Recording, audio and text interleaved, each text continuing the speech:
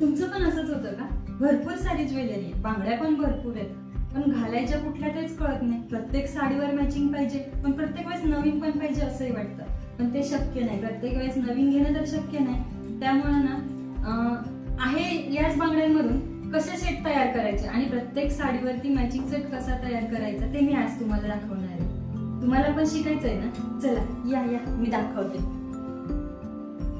माझ्या कपाटात ना भरपूर साऱ्या साड्या आहेत, पण त्यातल्या मी 4 ते 5 साड्यांवरती सेट तुम्हाला करून दाखवते. जेवढ्या माझ्याकडे बांगड्या आहेत ना त्यातनंच कसं करायचं ते मी तुम्हाला दाखवते.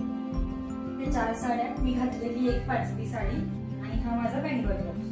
खूप काही बांगड्या नाही आहेत माझ्याकडे, जे आहेत त्यातनंच मी दाखवणार आहे. आता ही साडी मोती कलर आणि त्याला रेड कलरचा काठ आहे. आता ह्याच्यावर आपण सेट तयार करून घेऊ. आता साडीचा काठ लाल आहे म्हणून मी लाल कलरच्या पण बांगड्या त्यात काढून घेते.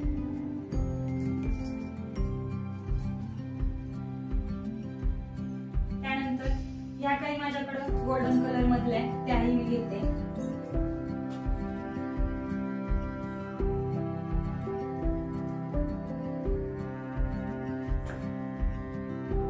त्यानंतर अजून काही माझ्याकडे गोल्डन कलर मधल्या बांगड्या आहेत ज्यात मोती लावलेले, त्या पण मी घेते.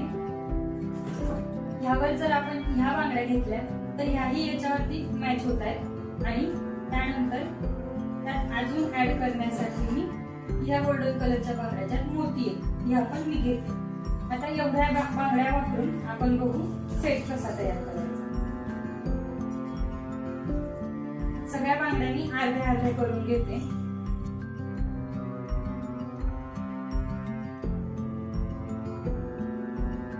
आता ह्या लाल बांगड्या 4 आहेत, त्याच्यामध्ये या 2 बांगड्या मी मध्ये टाकते.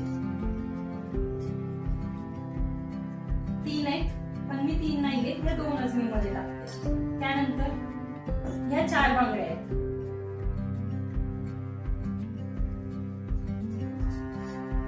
ह्या मी 2च्या मध्ये 1 टाकलेली आहे आणि